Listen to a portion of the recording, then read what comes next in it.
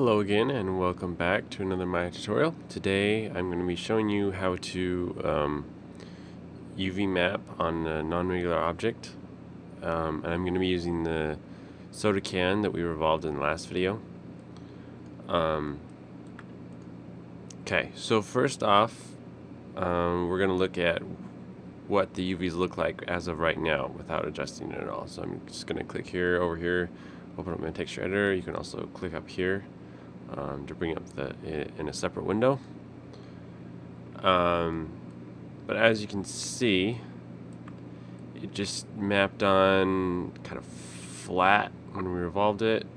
We're going to get a lot of distortion this way because it's not terribly accurate, true to form to the shape. If we look at the can, it's the same sort of situation. So to show you how much distortion these UVs are actually going to have, I'm going to open up my hypershader here. I'm going to make a Fong texture. I'm going to drag a box around both my objects, right click on my Fong, assign material to selection. And then I'm going to, select my Fong.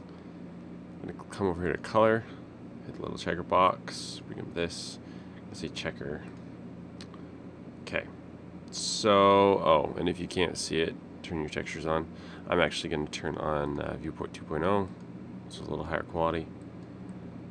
Okay, so I'm also going to come over here to my place 2D texture node. That's part of my Fong. So if I select my Fong, go to checker, hit the little, the inputs button, bring up this. I'm going to change this to 20. Whoops. Not that. Change repeat UVs. 20, 20. Okay. So now we can really start to see how much distortion there actually is. We have a lot of distortion in the top edge here. These are really smushed together, and we have quite a bit of distortion coming into the middle here. The top part is okay, this middle part is unacceptable, and this bottom part is way too condensed, and we have the same problem with the bottom. So, I mean, we don't always have to map on perfect UVs for every object you ever make. You just need to map it on good enough, I guess is the right phrase. So if we're putting a label on this can, we obviously need this part of the can from, here to here. It needs to be really good because this is going to be a photo or of our label. So we're definitely going to want to fix the UVs so this is at least is coming up correct. We'll probably do a simple planar map on here as well, so when we map on the pop top or whatever, it's as accurate as we can get it for this area. Probably won't worry too much about the bottom. I might do a few things there, but okay. So first off, what I'm going to do is I'm going to select my can shape. I'm going to go to face mode. And I'm going to go to my side view, hit my 4 views here. This is actually my front view. I'm going to drag a box down to there. Now if we look at this, I selected all the faces from here up, because this is where our can is going to be mapped, our can label is going to be mapped onto. So if I bring back up my texture editor, if I go over to polygons, create UVs, cylindrical mapping, hit the little dialog box.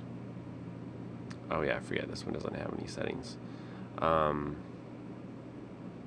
Hit project. Okay, so right away you can see we're doing a lot better here. Pretty low distortion. However, if you notice, our map doesn't fit right now, so we need to pull these little red squares all the way around, like so. I'm going to size it up a little bit so I can get up my handles better. Pull it up like this. Whoops. Okay, so if you notice, these squares aren't perfect. We actually need to pull it this direction because we want those squares to be as close to physically square as possible. I would say that's pretty close in this area of the can. Of course, this top part is going to be a little more distorted, but that's definitely within the acceptable realm. That won't give us nasty stretchies or anything. Okay, so now if we go back to object mode, okay, so now we have a problem. We have this part's all mapped nice, but the bottom is not, and we have crisscrossing UVs here. So what I'm going to do is I'm going to undo that so I get my selection back. Go to face mode so I get my selection back and hit W to get out of that. Size down my manipulator with the minus key. I'm then going to, okay, so I'm in faces mode. I'm going to shift, drag a box around the whole can. This is going to reverse my selection and give me the bottom of the can here. And I'm going to do a planar map on the bottom of the can. So I'm going to go to create UVs, planar map, bring up the dialog box. I want to do it from the y-axis because I want it come from the top. The y-axis. I want to keep my width and height ratio, and I want to do bounding box, apply. Okay, so not bad.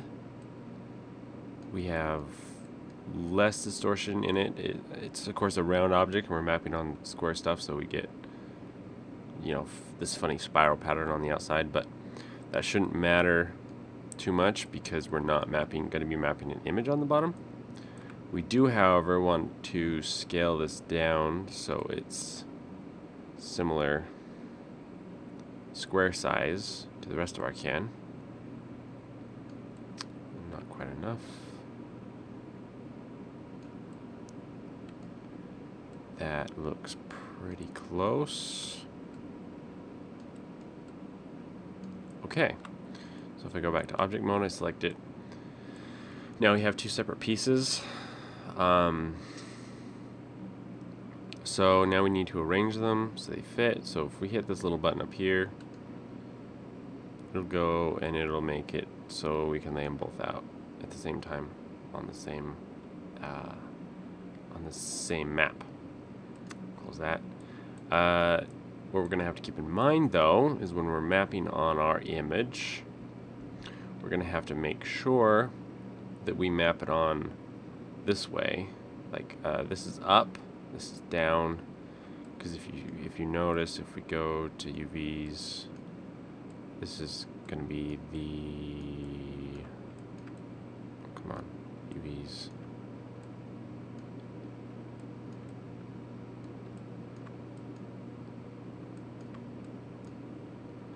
Oh, this is actually the top. This is the bottom. So we're going to have to put the top of our label up here, map it down this direction. Oh, and real quick, let's do another quick map on our top. So we're going to do planar mapping. I already adjusted the settings, so it should be fine. Zoom in a little bit, so that's pretty good. I'll need to size it up so our squares are about the same here.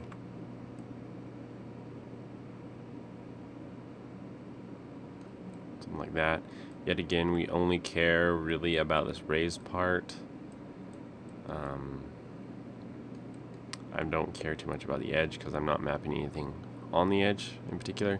But if we did, what we could do is we could just select the top surface, do a planar map on that. We can then select the edges going out around the edge, and we would do a cylindrical map on those like we did on the can. We could do the same thing down here. We could do a cylindrical map on this bottom part and the inside edge, and then we could just do a planar map on the inner can bottom. But yet again, we're not doing an image on those parts, so I'm not going to worry about that. You could certainly do it if you wanted, though.